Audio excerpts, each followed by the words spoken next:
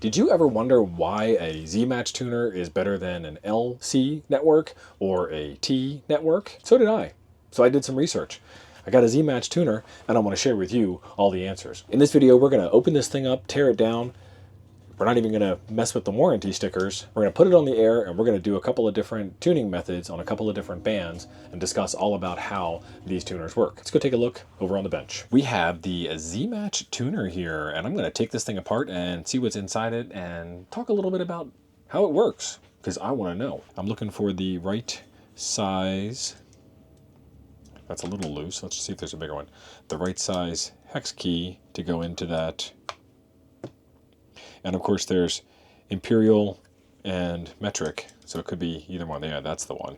But luckily, I have this really cool screwdriver set that gives me abilities to, get with all of the different screws. I'm thinking it's got a sticker on here warning, this item is not fit for resale if this seal is broken, okay? And then it's got a warranty void if damaged sticker here.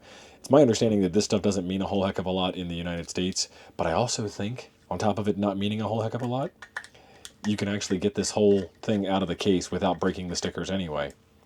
And this is one of those things where somebody saw that this was an open source hardware project and said, I'll make this and sell it. I don't know what it is, but I'll make it and sell it. And actually, I really do like this style of construction where they use printed circuit boards for the end plates. I think it's pretty neat that they do that. This is actually a printed circuit board material, and I'm hoping to be able to pull it out of the backside, which would mean I wouldn't need to disconnect those guys. But if I need to disconnect them, then that's what I need to do. Those knobs are on flatheads, so let's get out a flathead screwdriver. There goes that one. Well, crud. Okay, they dead end. I was thinking I should have figured out where that was position-wise first, but what I can do is I can put it on and dead end it at 0. That screw is super tight.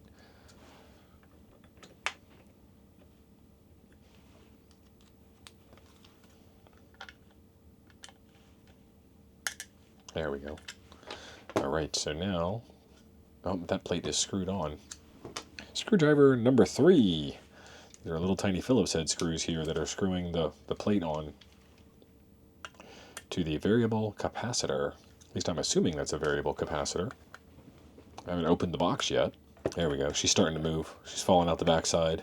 Okay, so we've got the 4 screws for the capacitors, and I've got the 8 screws for the front and back plates. Okay, so that pulls the front plate off. Yep, those are variable capacitors. And it slides right out the back, and I don't even need to take off the stickers.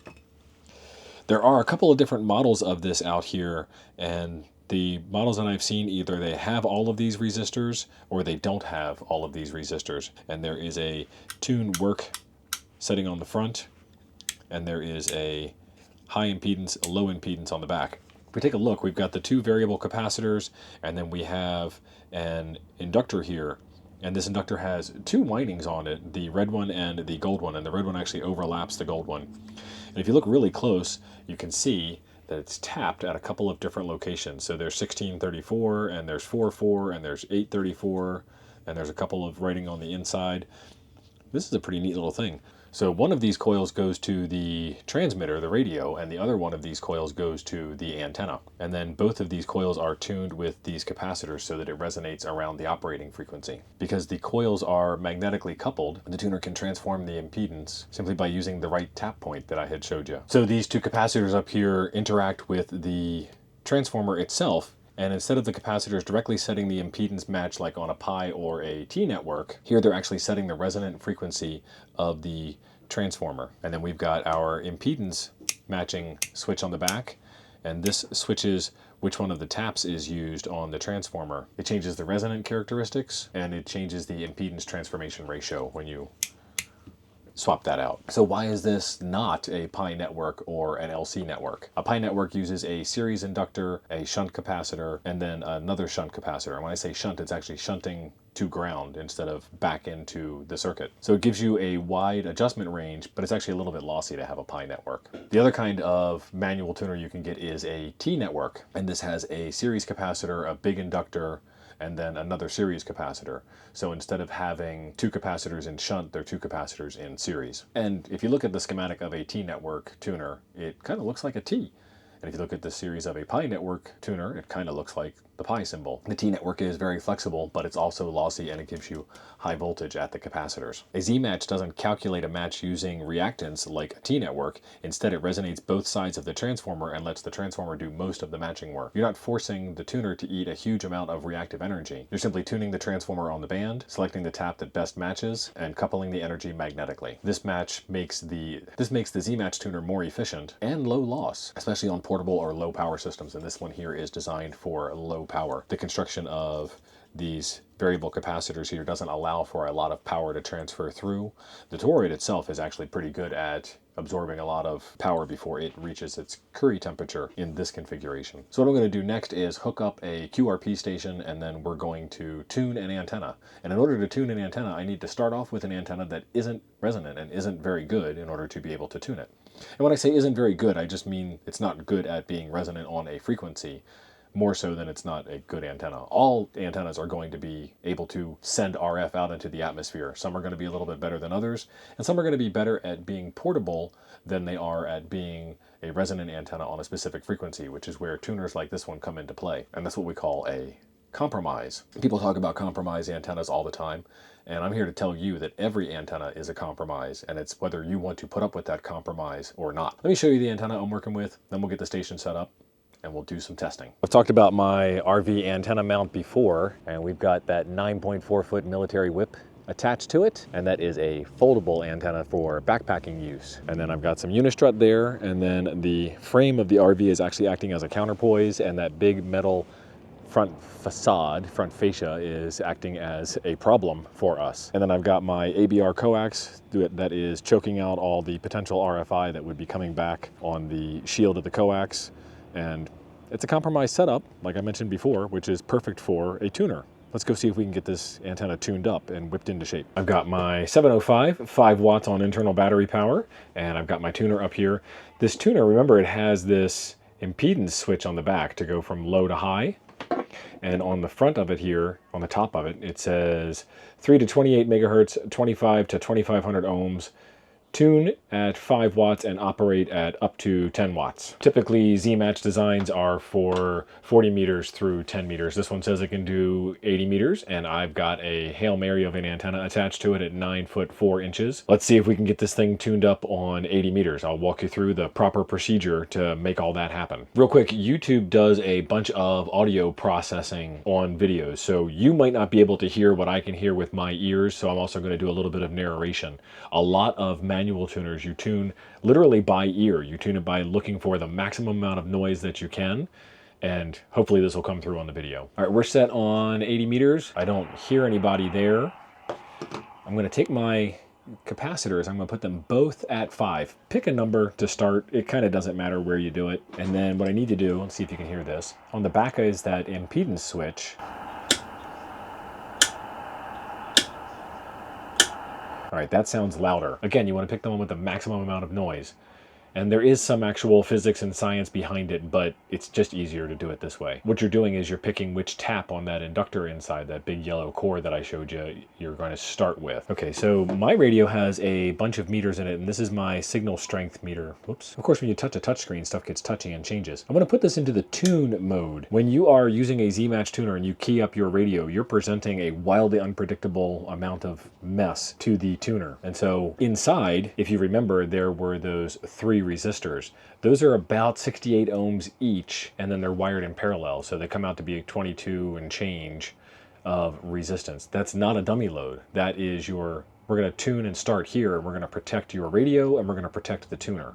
So that's why we do it in tune mode. And since it's not really attached to a tuner 100%, we need some way of indicating where we are, and that's where that SWR light comes in. I already know there's nobody on the band here, but what I also know is that I'm in lower sideband mode. I took it out of data mode because I want to use the microphone here. Lower sideband doesn't produce any modulation unless you provide voice power.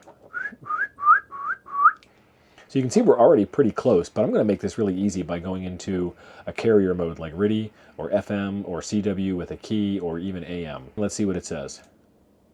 You see how we got that indicator light lit up there? and we've got a little tiny touch of SWR. What I want to do is I want to make that light go dim. Let's start with tune. Got that light, and you see that little light blink in and out right there, right about there. That's as dim as I can get it. And then I want to do load, and that light's pretty dim already. All right, there's maximum dimness on the load. And those 3 resistors inside, or if you get the model that has the 6 resistors inside, those are absorbing the power and turning it into heat. So you want to keep your bursts of power on your microphone when you key down. You want to keep those short. Key down, make an adjustment, unkey, give it a breather. Think about mechanical empathy. Think about you're working your butt off trying to do as much as you can, and you're sweating up a storm, and you just need a little bit of a break. Well, your tuner needs a little bit of a break, and your finals in your transmitter need a little bit of a break. Now we're ready to get back to work mode, so I want to put it into work mode, and I'm still in ready for putting out a signal, and I want to check my SWR meter and see where we are. All right, we're at 1.4 or so. That light is no longer going to work. Now you need to look at your SWR meter, or you need to look at your ears, or whatever tool you have at your disposal. So let's tweak it a little bit. Oh, that's a big tweak. There we go. We got it down to 1-to-1 SWR. And you can, again, let's give that a little bit of a touch and give that, either one will work for you. And we've got good SWR. This radio has a built-in SWR tool. That's from before. Let's see if we're still just as good as this. That's not bad at all. Our center frequency is 3.560, and you can see we're resonant a little tiny bit up. I could touch it up even more, but anything below that red line is going to be good for us to work with. Let's try a different band, just for grins. All right, 17 meters on the dial. I don't hear anybody on the frequency. Set these to 5 and 5, and let's mess with that impedance switch on the back. And you can actually look at it right here on your meter. All right, so we want to be on that side of the impedance switch. Now we can put it back into tune mode, and I'm going to try and tune it by ear this time instead of tune it by numbers. We're at 5 and 5. Watch this power meter here, the signal strength meter here, and see if we can peak that. Nope, there's 1 red bar. 2 red bars. We're real close. Oh. I think I lost it.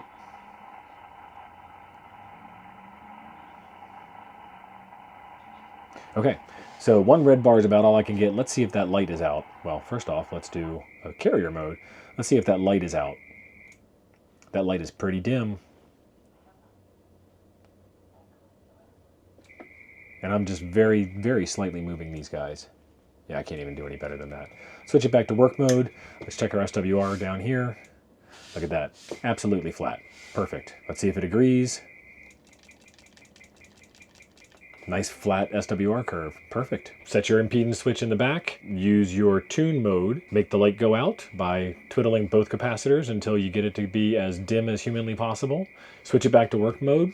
Fire it up on the antenna and see how she looks. It's a pretty straightforward way of working with the tuner. I did it kind of slow there for illustrative purposes. When you are in front of this tuner and you've got the procedure down pat, it's actually very fast to tune this thing in, and you can get 90% of the way there just by using your ears. Don't tune up on top of anybody. Your sideband modes, RTTY and FT8 stuff are all about 3 kilohertz wide. Go 3 kilohertz off signal, tune up there if it's clear, tune back down to where you are. Your SWR is probably still going to be good enough because you have, you know, somewhat wide bandwidth. And you can also touch it up just a little tiny bit more when you get down there by ear like I showed you. It's important that you put that tune mode on because your antenna is unpredictable. You don't know what it is, and your radio is going to be sending power out, and that way those resistors will absorb some of that and protect your radio and protect the tuner itself.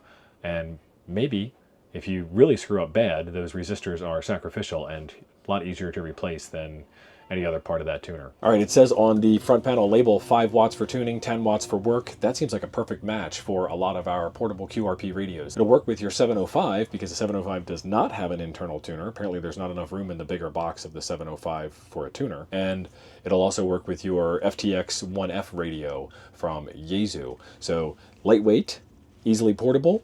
You could probably wrap this in a plastic case and save some weight, but it does have a nice high quality metal case. 0 power required, and we matched a 9'4" antenna on 80 meters with this thing. So I think that's a compromise that I'm willing to hike up a mountain with. Lightweight foldable antenna, power-free tuner, and a nice QRP radio. I guess you could use this with your USDX, True SDX radios, SDX Plus radios, all the fun little QRP radios that are out there, and get her all tuned up. There will be links in the description down below for more information on this radio and this antenna. There will be links in the description down below for more information on this tuner and the 705 radio and the Chameleon antenna that I use. That's their 9'4" military folding whip antenna. Pretty high quality antenna. In the meantime, there is a video right over here I think you might enjoy next. Thanks for being awesome. I'll see you over there.